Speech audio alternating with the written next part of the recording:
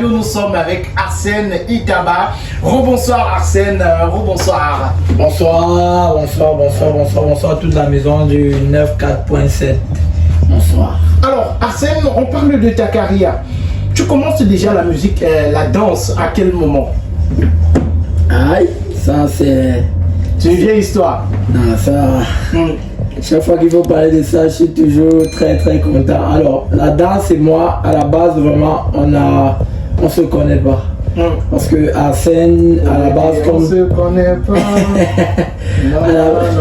À la base, Arsène dans les années antérieures, 2014-2015, comme tous les jeunes Camerounais, c'est un passionné de football. Okay. Il joue au football, il s'entraîne dans une équipe, il fait même des présélections avec les U17 nationaux. Wow. Oui. Et comme tout parent camerounais, bon bantou, non, on ne veut pas entendre parler de football parce que le football, non, premier né d'une famille, non, ça marche pas. Grande il faut aller à l'école. Il faut aller à l'école, il faut fréquenter. Avocat, infirmier. Voilà, médecin et tout. Ok. J'ai le baccalauréat, je fais le concours de la faculté de médecine de Douala que je réussis d'ailleurs. Ok. Voilà. Ce qui laisse croire, c'est que tout le monde sait, je suis docteur. J'ai sorti de la faculté de médecine. Donc j'arrive ici et mon père, vraiment, pour lui, c'est satisfaction totale parce que, ok, il sera directement, complètement plongé dans ses études. Ouais. Il n'y aura plus... Il sera concentré. Voilà. Aïe. Ok. Il n'y a pas de problème, je n'ai plus droit, j'ai plus le droit de jouer au football, mais je peux quand même pratiquer quelques activités sportives. Ouais. Donc après la sortie des cours, je me souviens, c'était un mercredi, je décide d'aller courir à l'université de Douala. Là, je fais le parcours, je cours. Et je suis tellement émerveillé et stupéfait de voir un groupe de personnes s'entraîner tout comme des grands sportifs juste pour danser. Ok. Les gars ils s'entraînaient pendant pratiquement 2 heures. Ils courent, ils faisaient des abdos, ils faisaient des squats et tout. Oui. Pendant près de 2 heures avant de se mettre à danser directement. Et pendant qu'ils dansaient, c'était un mercredi, vraiment c'était une assemblée énormissime. Parce que tout le campus, à l'époque, le campus il n'était pas encore, l'université de Douala n'était pas encore assez disloqué. Donc il n'y a pas le campus, voilà, il n'y a pas le campus B. Exactement. Il y avait juste le campus 2, il y avait le campus 2, mais il n'y avait pas le campus de PKC. Donc tout le monde était en Jean-Raphaël. Donc les mercredis, les vendredis, les lundis, c'était bondé de monde. Les gens venaient voir la danse. Exactement. Et moi je me dis, mais c'est quoi cette danse où les gens sont tellement nombreux, ils font tellement de sport, les filles comme les garçons, je t'assure. Ok, moi, bon sportif, ayant bien les challenges, je me dis ok, je vais voir. Et c'était quel style de danse en particulier? Là, c'était le fans club de l'université de Douala qui s'entraînait. Le club des fans, oui. Parce que pendant la période des jeux universitaires, je crois que tu connais, il y a des équipes qui sont déployées pour supporter. Voilà. Ok, et moi là c'est tout, danse traditionnelle. Exactement, vraiment c'était melting pot. Voilà. Moi je les vois, je dis ok, c'est cool. Moi je vais juste faire sport avec eux. J'ai fait sport et vraiment j'avais l'impression d'être aux entraînements en PPG, en PPG. Waouh! J'ai dit ok, d'accord. Mais moi ça m'intéressait pas, je calculais pas la danse. Moi je calculais juste l'instant sportif. L'activité physique. Voilà. En tant que nouveau en faculté de médecine, il y a des cérémonies de parrainage. Voilà, donc nous sommes accueillis par les aînés. Et pendant cette cérémonie-là, comme le France Club était le club vedette de l'université, comme toujours, ils avaient été invités à faire une prestation. Moi j'aimais le show. Moi j'aimais le show depuis. J'aimais tellement le show que j'ai un coéquipier et jusqu'à aujourd'hui je le lui dis toujours, Steve Boukam, camarade et coéquipier, qui m'avait dit au lendemain d'un match, gars, on a gagné le match. Tu vois, mais toi tu dois pas jouer au foot. Il dit mais pourquoi? Parce que c'est moi qui donne la passe et moi je suis le terrain. Il dit pourquoi tu donnes la passe, gars? C'est tout un spectacle que tu fais. Tu tournes, tu fais, les gens se cassent, tu donnes la passe. Et quand moi je marquais, c'était le concert. Parce que quand moi je marquais, on pouvait peut-être faire 3 minutes de célébration. Il me dit gars, toi tu dois pas jouer au football, tu dois danser. Il te faut un truc côté de l'attention sur toi. Et là, ok. Je dis ok, d'accord. Donc quand le club de l'université vient faire son show durant la cérémonie de parrainage, moi aimant le show, je joins la scène vraiment de manière spontanée. Voilà, je me retrouve sur scène, je fais quelque chose et tout le monde est en l'air. Les gens de l'administration sont là, les camarades sont là, les aînés sont là, tout le monde me regarde, tout le monde dit mais lui là c'est qui? Moi je suis juste venu faire mon show. Moi j'ai fini au moment de rentrer.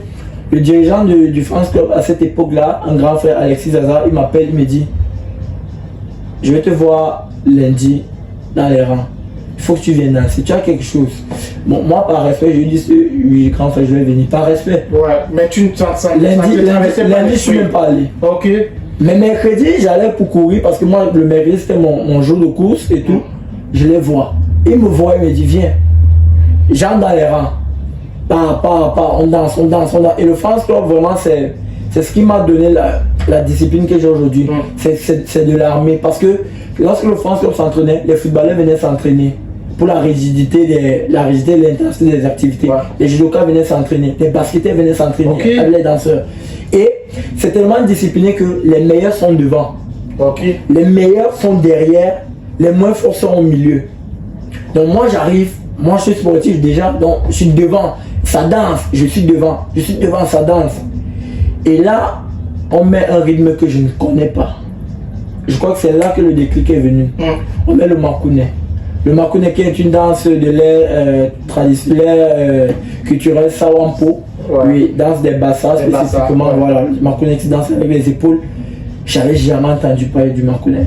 Parce que moi j'ai fait Jean Tabi, le collège Jean Tabi à Yaoundé, voilà. Ouais. Et pendant les cérémonies liées aux festivités du 11 février à la fête de la jeunesse, on avait toujours des activités extrascolaires où on nous apprenait à danser. Donc je connaissais quand même les danses. Mais j'avais jamais entendu parler du makounais. Jamais. Quand on a mis cette musique, j'ai vu les gars démarrer. La danse, elle était tellement technique. Le public qui exultait, tout le monde en euphorie, tout le monde en extase. Moi, je ne comprenais rien. Je quittais de la première ligne à la dernière ligne. La dernière ligne même qui était censée regrouper les meilleurs, mais j'étais derrière la dernière ligne. Et moi, d'un coup, je me dis, à quel moment je suis devenu nul comme ça? Tellement j'étais nul que je ne comprenais rien. C'était pratiquement à l'écart. Justement, ceux qui regardaient même le show me disent, il faut quitter de là, toi, on ne te connaît pas, non, ouvre la danse. Je n'ai pas supporté, j'ai fondu en âme. Un grand frère à qui je donnerai toujours les mains, il faut me choisir un par un. Il m'a tenu par la main subtilement, il est sorti avec moi, il m'a dit, petit, bienvenue dans le vrai monde. Dans 3 mois, tu vas rire avec tout ça. C'est maintenant que le show commence. Quand je suis rentré, jusqu'à aujourd'hui, je n'ai jamais baissé mon rythme de travail. Je travaille de 10h à 17h.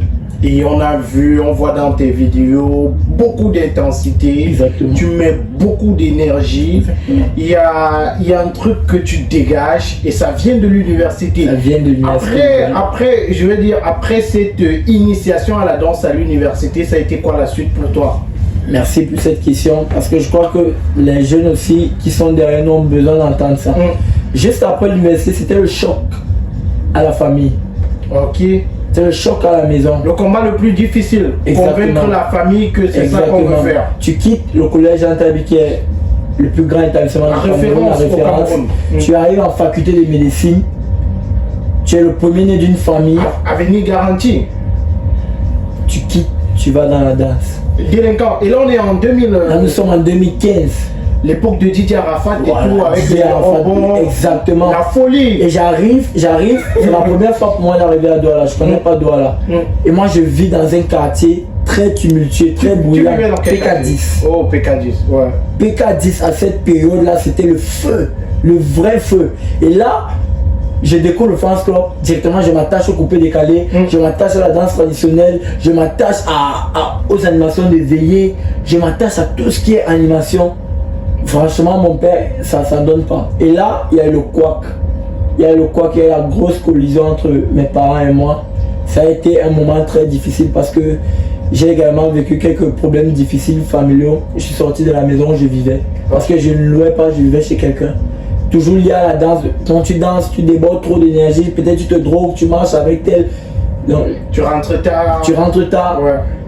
Tu reviens avec de l'argent, tu veux me montrer que tu as beaucoup d'argent et tout. Donc en fait, je me suis retrouvé hors. Je me suis retrouvé hors sans rien. Et mon papa, vraiment, c'est, comme je l'ai appelé souvent, les papas bantou. Si on lui dit que ton fils a fait ça, il ne va pas t'appeler pour te dire est-ce que c'est vrai. Si tu as fait ça, ça veut dire que tu as fait ça, il te punit d'abord. Donc ça a été vraiment le choc, la coupure totale. Et c'est à ce moment-là que Dieu a envoyé un autre monsieur sur mon chemin. J'étais allé à une veillée à Ngodi, une veillée d'animation, une veillée mortuaire, et un monsieur il m'a vu danser.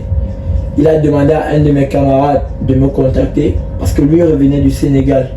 Il a fait une formation dans la plus grande école de danse d'Afrique, l'école des Sables. Et il voulait relancer sa compagnie. Il m'avait vu danser une veillée où j'avais même refusé d'y aller. Mais finalement, j'ai intégré. Et c'est de là que c'est parti. J'ai appris la danse contemporaine. J'ai compris le sens de la danse. Étant étudiant en faculté de médecine, il y avait toujours le côté scientifique qui trottait en moi. Ouais. J'ai décidé aussi de ramener, voilà, faire de la recherche, pousser un peu plus loin. Parce que une de mes forces, c'est que j'ai toujours été différent. Chaque fois que j'arrivais quelque part, je ne voulais pas être comme les autres. Je ne voulais pas faire comme les autres. Donc, c'est à ce moment-là que j'ai franchi le cap des danses contemporaines. J'ai connu l'Institut français, j'ai connu les créations, j'ai connu les shows, j'ai connu les jeux universitaires qui ont vraiment apporté un plus dans mon bagage en tant que danseur, en tant qu'artiste. Et c'est comme ça que progressivement les choses ont évolué. Je suis passé d'amateur à semi-professionnel. Oui. Bon, semi-professionnel parce que je passe véritablement de semi-professionnel à professionnel en 2021. Et on va parler de tout cela, de toutes ces étapes-là sur On Air.